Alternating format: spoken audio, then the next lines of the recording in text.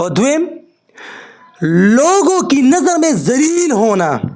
د خلکو په نظر کې به د داړو عزت نه دا به ذلت او رسوایي. تاسو لږ په دې باندې لږ سوچ وکړئ چې کوم انسان ډېر ګناهګار وي که نه او تش د ګناهو کثرت سره اگر چې بعضې ټایم کې یو کس په ظاهره باندې ښه